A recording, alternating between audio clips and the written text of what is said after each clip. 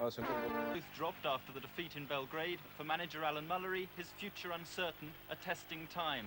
A test too for John Byrne, Steinrod's replacement and making his debut. His first chance, though, was wasted. After 15 minutes, Rangers captain Fenwick did well to get in the header, but Martin Hodge did even better. Wednesday's best chance came in the second half. Gary Shelton evading the offside trap, but not Peter Hucker.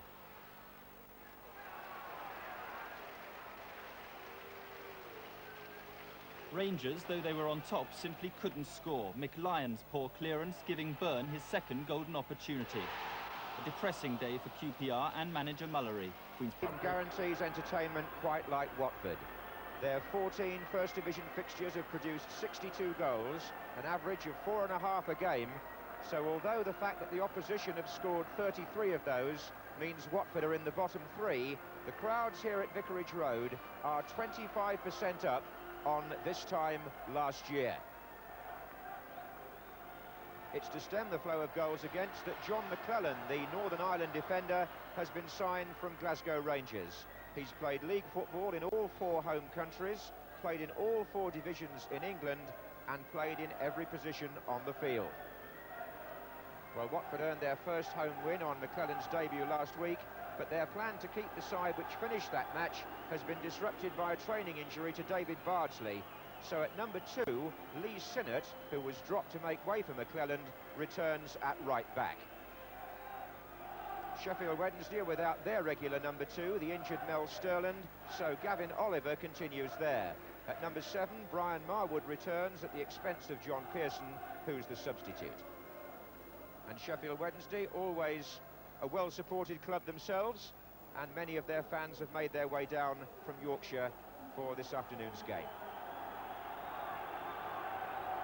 Maurice Robinson from Sutton Coldfield is the man in charge.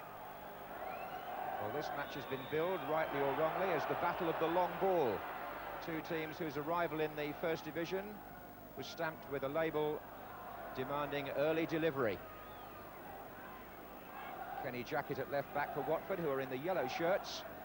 Sheffield Wednesday in their famous stripes, playing from the right.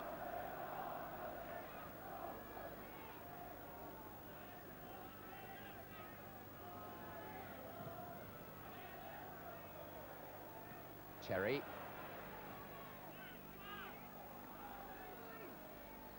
There's Sterling.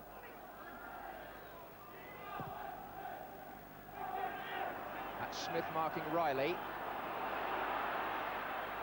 Both taking a tumble. Smith did well. Berardi.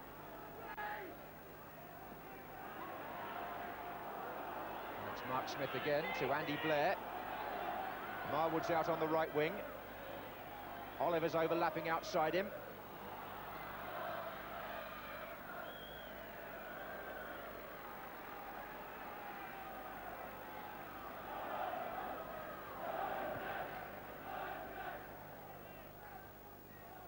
There's Riley.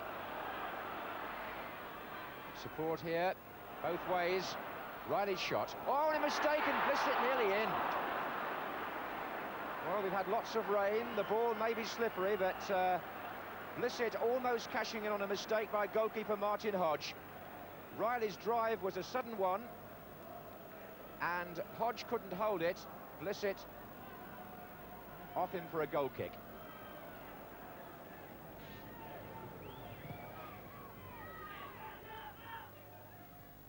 Berardi.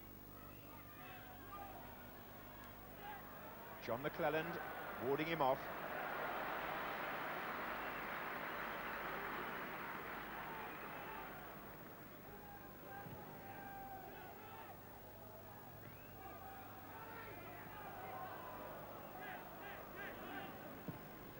Forward by Smith. This is Rostron. Oliver. Taylor getting in well.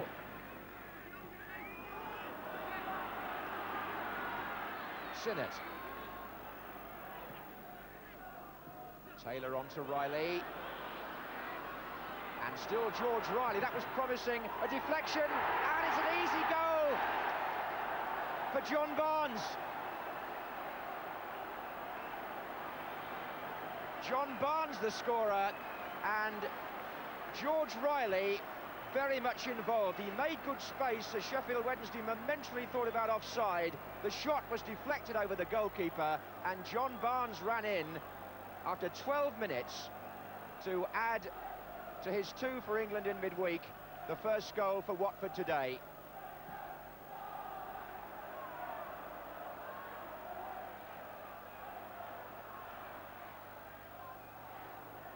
Barnes' 8th goal of the season. That puts him 1 ahead of Luther Blissett in the Watford scoring charts.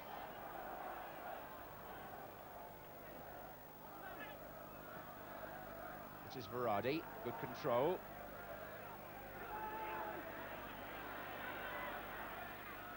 Now it's Shelton with the ball inside. Marwood. And a corner to Sheffield Wednesday.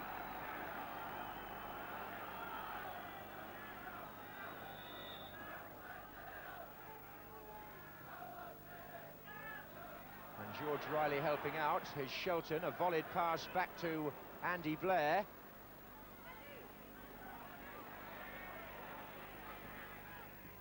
And that was a mistake by Sinnott, and Varady's in there. And hooked across for Riley again to make the saving header away from Gavin Oliver. Blissett. What a good ball by Blissett, and Barnes, look at the pace there. Fantastic pace by John Barnes. It took him clear of the entire defence. Sheer speed. Terrific pass by Blissett. Corner to Watford. Taken by Sterling.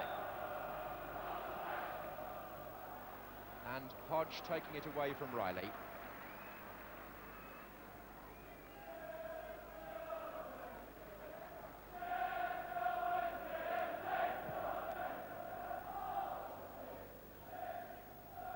Chapman.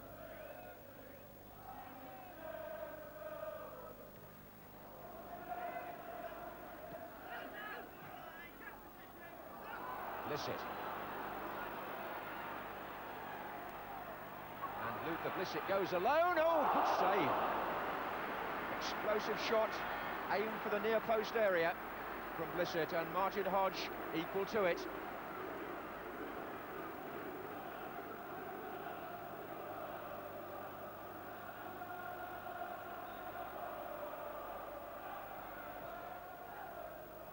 And Riley's causing them problems, and Barnes shoots over when he was well placed. Well, the way Watford have started this match, you'd never believe that they were in the bottom 3 in the First Division. They're very much on top in the opening 20 minutes, and Riley is one reason why.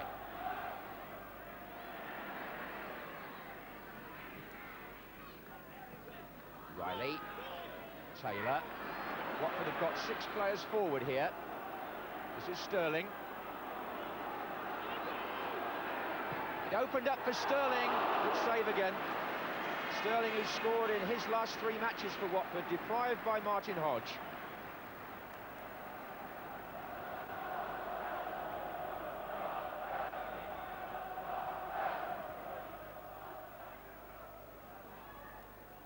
John Barnes is there with Oliver, whose clearance only finds Sinnott. And that's a very good idea. There were 2 Watford players free on the left. There might still be one, and it's Blissett. And they've got a queue of players here in the penalty area, Watford. And Blissett's cross deflected. Well played by Jackett. Foul there. Rostron was clipped. No, the play's been brought back. The follow-up didn't matter. The linesman was flagging for an offside, as Rostron himself was fouled anyway, so there were 2 reasons why play could have been stopped.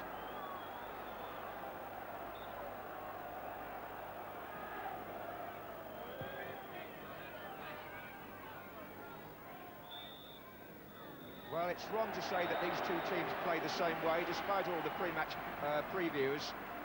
John Barnes is a winger, and Sheffield Wednesday don't play with 2 wingers, and it was John Barnes whose goal put Watford in front after 12 minutes.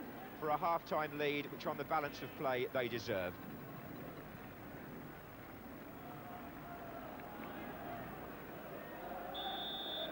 Watford have yet to keep a clean sheet in a league match this season, so they'll be striving for that in the second half. Sheffield Wednesday, by contrast, have only failed to score in 2 league matches, and they've come in the last 3 games. Those blanks, so a couple of records could be altered there. Here's Sterling. Les Taylor with no real chance there.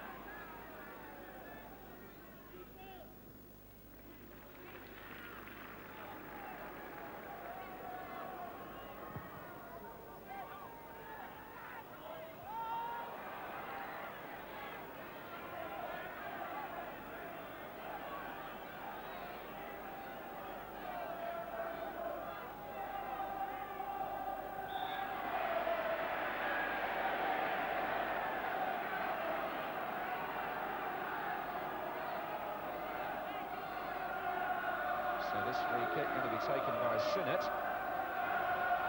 Line of 4 Watford players waiting on the edge of the area. And half away by Oliver. Rostron. Barnes. Good looking turn by John Barnes. A lovely chip and just over. But that's the sort of individual spontaneous skill of which Barnes is capable, and which has put him, thankfully now it seems for a prolonged spell, into the England team. So capable of turning his man like that and then doing the unusual.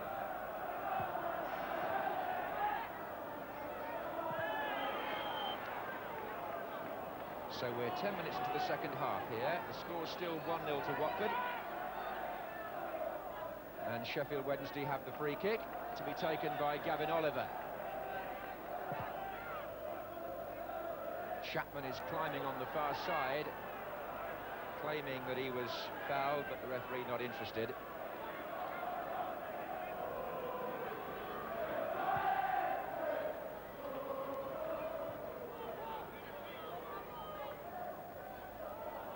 Here's Blair, looking for Varady, who's got some pace.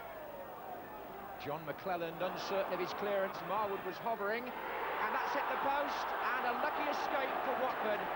Marwood, the unlucky player. A really good effort by Marwood on the turn, and it came back off the foot of the post, and the rebound favoured Watford.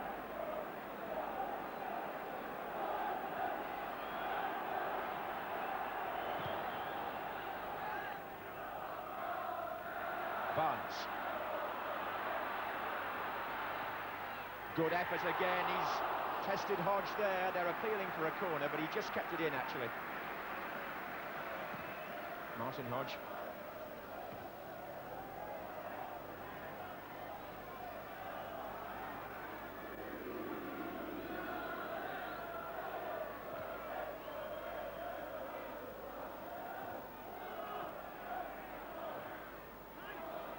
Oh, look at that piece of skill. And Barnes has found Riley. Sliced the clearance. Oh, and Sterling came in. And if you really analyse the goals that Watford score, if you want to analyse the goals scored in football generally, there's a position around that far post where so many go in. But back earlier in the move, John Barnes' piece of skill was worth coming to see in itself. When the move developed, the ball was whipped across to that far post position, and Worrell Sterling could have had a goal. We made the point about the loyalty of the Watford support, and there are 18,346 here today on a murky November afternoon. And Watford's relationship with the local community underlined by their attendances this season.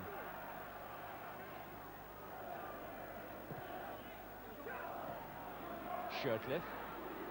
Good play by Blair. Shelton. Chapman.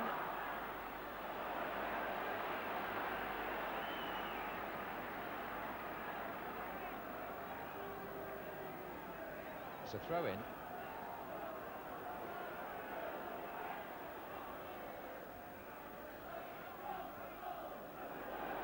Jacket forced to concede the corner.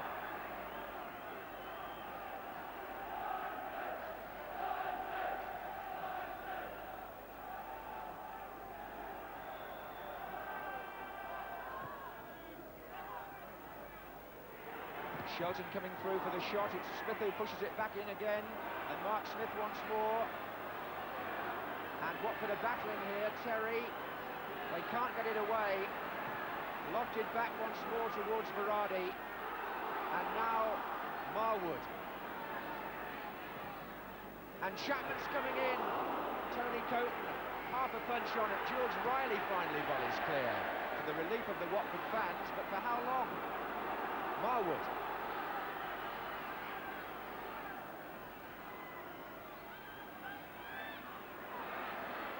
And they're diving in a bit there. And there's another header. Oh, and it's been fumbled by Coton, and Marwood's there again. And so close. For Shelton, actually. Well, that was one of Sheffield Wednesday's nearest moments to a goal, and it was Gary Shelton whose header gave Coton the difficulty. Marwood trying to get onto the rebound, but the Watford goalkeeper would have been relieved there.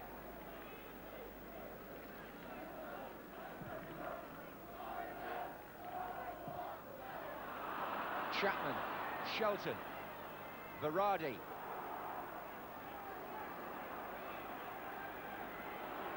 And still Berardi. Can he find a colleague? He can, and the save from Shelton by Coton. And twice now, Berardi set the play up, but twice now Shelton has come very close to equalising.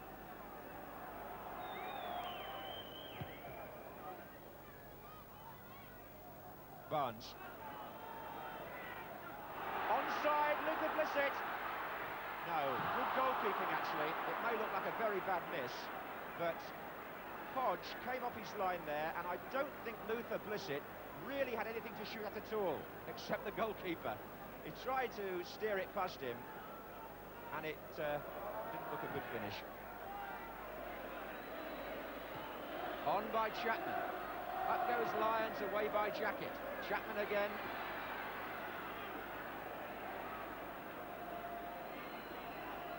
It's a Watford throw. The Watford supporters are whistling anxiously.